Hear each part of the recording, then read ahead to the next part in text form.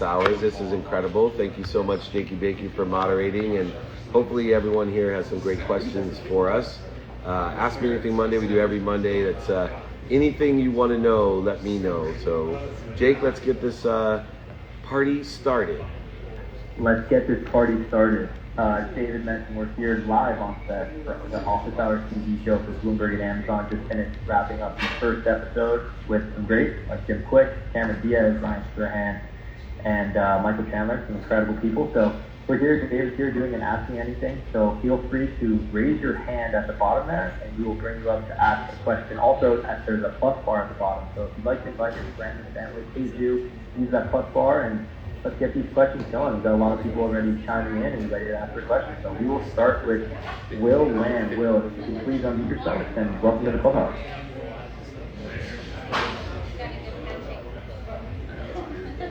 Hi, Will, are you there? Hi. Sorry, my connection is a bit bad. Can you wait for a minute first? Okay. Want to get someone else, Jakey? Yeah, of course. If you want to ask a question, feel free to use that handbar at the bottom, and we will bring you up.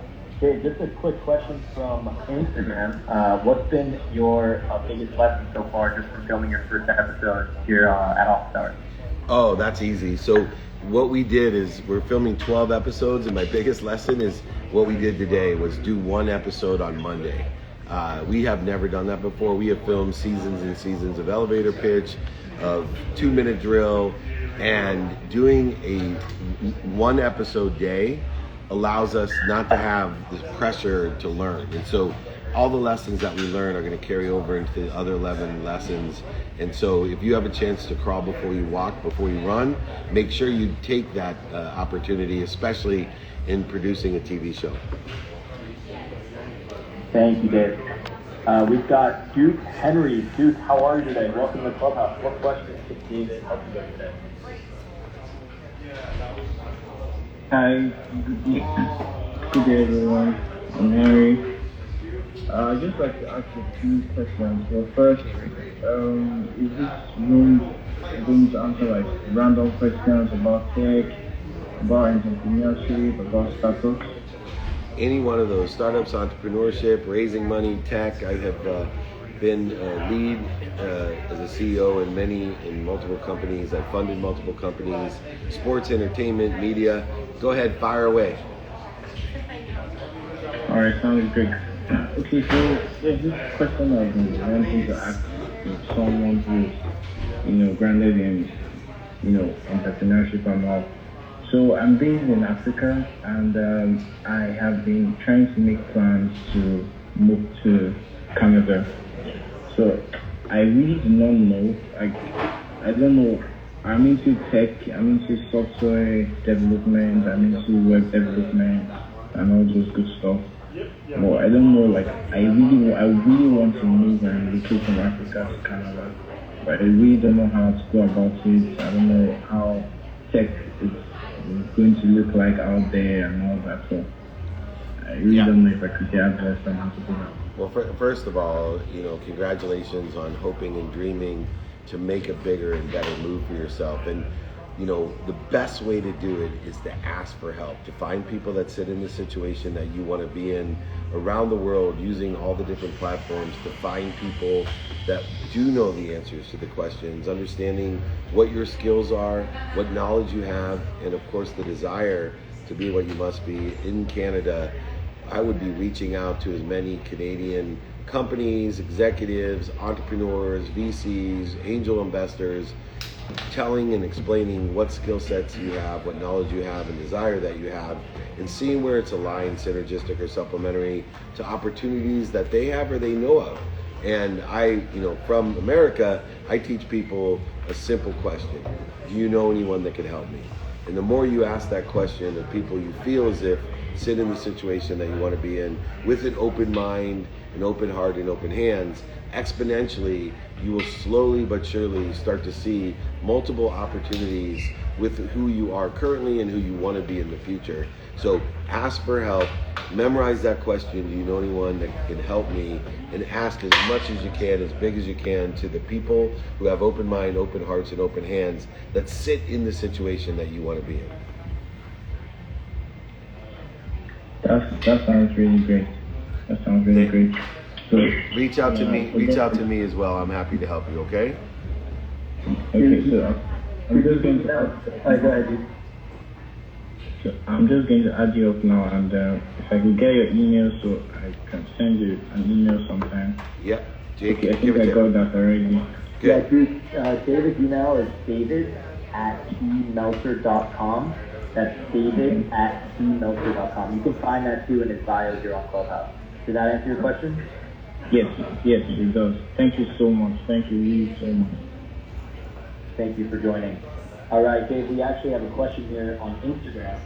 The question is from Mr. Merritt, and the question is, what do you do when you find yourself stuck? Yeah, I get stuck getting stuck. Too many people think that stuck is a pain point, meaning stop sign. It's not. It's a turn signal. It's not a punishment. It's a propulsion. It's pushing you towards something. So when you're feeling stuck, that means you're at the top of the land, right? It's the hardest and the driest at the top, and you got to break through. So I get stuck getting stuck. I lean in to what I'm doing. I ask for more help. I'm more productive, more accessible, more efficient, more statistically successful, more effective in what I'm doing. I lean in. Too many people feel when they're stuck it's time to quit. It's not. It's time to lean in, ask for more help, really see how you can be more efficient and effective in what you're doing. And that statistical success, that breakthrough is going to happen. Remember, it takes 90% of the time to see any result. So it's a natural occurrence that people feel as if they're stuck when you're getting closer and closer. It takes 90% of the effort to see any result, to get to 25% of the way there. And as exponential growth and compound interest occur, you go from 25% of the way there to 50% of the way there to 100% of the way there to 200 to 400 to 800% of the way there. That's how the hockey stick is built, but it doesn't happen unless you feel stuck when you're closest to what you want to get. Lean in, get stuck, getting stuck. Thank you, Dave. Next up, we've got some great people joining on Clubhouse. Just a quick refresh. We are here at the Future of Work room here in Clubhouse, the Ask Me Anything with David Meltzer. I think this is number 18 on Mondays at 3:30 p.m. Pacific time here on Clubhouse. So feel free if you'd like to join. Use that handbar at the bottom. We will bring you up to ask a question, and then that plus bar to invite your friends and family. Dave, do you have time for a few more questions? Yeah, sure. Thank you. Awesome. We've got Alchemy Rise. Alchemy, if you can please unmute yourself and welcome to the Clubhouse. Thank you so much. How's everybody doing? Awesome. Hi, Mr. David. I have it may be a weird question, but it's going to electronics and the media.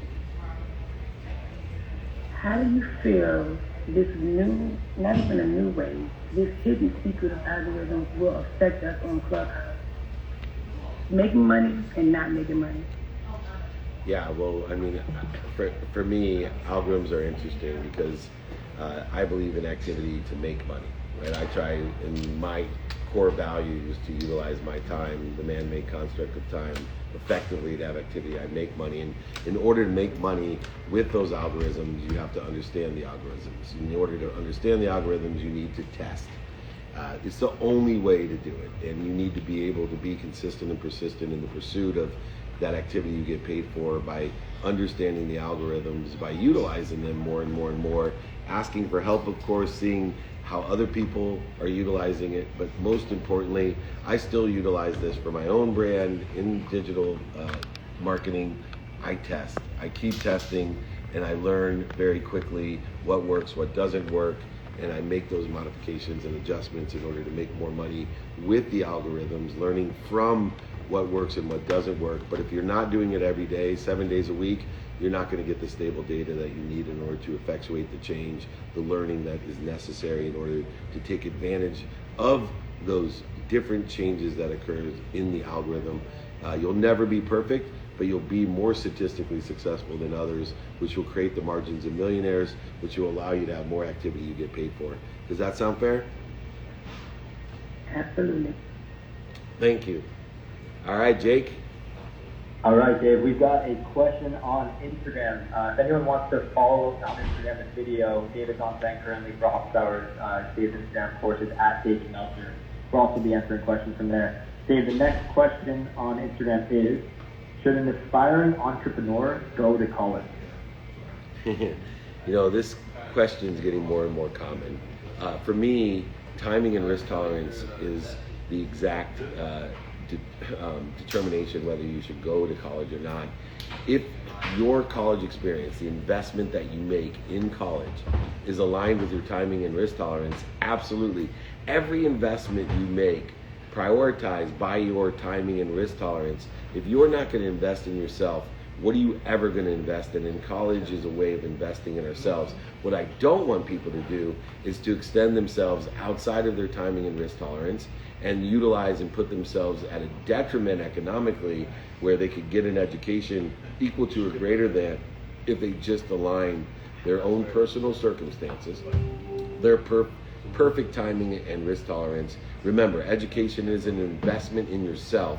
All investments that we make, crypto, real estate, whatever it may be, you need to determine your timing and risk tolerance by your 5 daily practices, by knowing your what, your who, your how, your now, and applying your why. It's the biggest mistake that most people make in investing. They haven't taken the time, the energy, the interest in order to find out what is my timing and risk tolerance aligned with what I'm doing today, and how is that going to be modified, adjusted for my future self.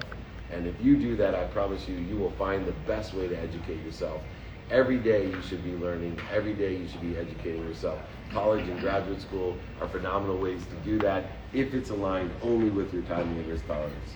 Does that sound fair? You heard it here first, Dave. And if they want more information, they can email David at david@tmeltzer.com, david@tmeltzer.com. Thank you for that, Dave. Next up, we've got incredible people joining on Clubhouse. Thank you, everyone, for joining. We've got Joey Dominic. Joey, it was great seeing you, Orlando. What question do you have today? I don't have a question. I just got to thank you, David, and thank you, Jake, for all of your support and everything else. It was great in Orlando, and I just want to say keep doing what you're doing, and I thank you for all your time and your value and your motivation of others is very much appreciated. That was pretty much it. Well, your success is my success, and it's a blessing to be able to elevate others, to elevate myself, and you're a testament to that, and taking the time with you and the group to sit down, ask questions, learn from one another, and also inspire one another. I believe when I went down to Orlando with your group, I was planting seeds under trees I may never sit under, but each and every one of us was enhancing and elevating our own awareness to help each other make more money, help more people, and have more fun. So, Joey, it was an honor to be with you, and I look forward to doing it again. Yeah, and I also want to say thank you for, when you appeared last year, actually, around this time on our Invest 360 program. I don't know if you remember, but it was you, Michael Mula, and Jimmy Lee, and we're actually, part of that Orlando trip inspired me. We're starting season 2 up on July 28th. Michael Mula is our first guest, so I'll send you guys a link in the invite if you are willing to join, and it should be great. So thank you. There was a great revitalization in Orlando. So. Thank you. And Mike Momola is amazing. If you're not following him, check him out. The co-founder, entrepreneur, consultant, speaker, influencer, co-founder of Media Abundance. Michael Momola, one of my good friends and partners in New York. So I'm stoked that you're supporting Mike and he's supporting you. So thank you. Thank you, Joey. Dave, do you have time for one more from Instagram question and then one more on Clubhouse? Yeah, let's take one more on Instagram, one more on Clubhouse. Thanks, Jake. Of course. We've got Hussy Milady asked, Laura Byrne. She asked, what's the longest in the last 10 years that you've turned off your phone in consecutive man-made construct time? Wow. So I don't believe in turning off my phone. I don't pay attention to it. But I want my phone to collect the text messages and the data necessary so that when I utilize my daily minutes in connectivity to the email and text and phone calls that have come in, that I'm able to effectuate it efficiently. So for me, it's not a matter of getting off the grid. I have not had to turn off my phone. I've been in the middle of Turkey and the Bagani and Dubai and other places where my phone may have been offline for a bit. Or on airplanes, of course, but I don't turn off my phone. I don't think it's necessary. I believe 2 minutes a day is worth 2 hours on a Saturday, so I prefer to be able to use my phone when necessary for 2 minutes so that I don't have to use it 2 hours on a Saturday. I can utilize my time aligned with my health, my family, and the study of my calendar to be efficient, effective, and statistically successful. You should vacation every day and use your phone every day if you can. It doesn't mean you're not living a balanced life. It just means you have a weighted balance based off acceleration, compound interest, and utilizing the philosophy of attention plus intention equals the coincidence you want, and understand the conscious continuum of being consistent and persistent. So I say keep your phone on. Doesn't mean you have to use it every day. Keep it on. I prefer you use it 2 minutes a day, anything, not so you don't have to use it 2 hours on a Saturday. Amazing. Lori, I hope that answered your question. If it did, just write in the Instagram chat that it did. I believe it did. Thank you again for joining and asking your question. Okay, Dave, we've got one more question here on Clubhouse to wrap up the Ask Me Anything in the Future of Work room here on Clubhouse and Instagram Live. We've got Stephen Rousey. Stephen, if you could please unmute yourself and welcome to the Clubhouse. Hi, thank you. I just want to ask questions such as asking anything, whether you're following SPACs and whether you were ever approached to be on a SPAC board, or if you have any interest in it. I'm sorry, in a what? I'm not familiar with that. Go ahead and fact what? A SPAC is a... Oh, SPAC. Oh, yeah. Sorry, I thought you said factoid. I'm like, what's a factoid? No, yeah, SPAC. No, I work with Ira Miller, who does the SPACs for us in the right circumstances. Obviously, there was a heated rage of SPACs, but in the special interest type of investment, we are participating, investing, analyzing where it's best utilized. I think it's a great vehicle in certain situations. Once we got outside of the emotional aspect that everybody was creating a SPAC into the realistic approach of how it's beneficial. So I would encourage anyone, once again, knowing their timing and risk tolerance, to look at SPACs. Stephen may be an expert as well. I know Ira Miller is another one. People who sit in the situation that you want to be in, people who sit in a situation that understands the nuances of a SPAC, but absolutely working with some SPACs, investing in some, and in the right situation, it's an incredible vehicle. So I appreciate you bringing up SPACs. And where can people find you if they have more questions about SPACs, Stephen? You could probably look at my Twitter, which is Twitter is srussey, so SROUSSEY. My DMs are open there. Awesome. Well, I appreciate it. I know more people should learn more about SPACs and utilizing them. So thank you for joining me. It is Ask Me Anything Monday. I'm David Meltzer. We do this every Monday at 8 a.m. on Instagram, and of course, Clubhouse and Instagram at 3 to 3:30 p.m. on Pacific time. We are on set at office hours. Just completed our first episode with Cameron Diaz and Michael Chandler and Jim Quick and the incredible Ryan Serhan from the $1 Million Listings. It was an amazing episode. So join us on Bloomberg this fall. You'll love office hours. In the meantime, we have Wednesday, Thursday, and Friday digital office hours, over 200 episodes. Jake, why don't you close us out and thank everybody for being here. This is David Meltzer. Ask Me Anything Mondays. David, thank you so much. Duke, Alchemy, Joey, Steven, Lori, everyone on Instagram. Thank you so much, everyone. Thank you for joining me on Instagram. We'll check you out tomorrow, 8 a.m. Thank you. Friday, 6 a.m. Pacific time on Breakfast.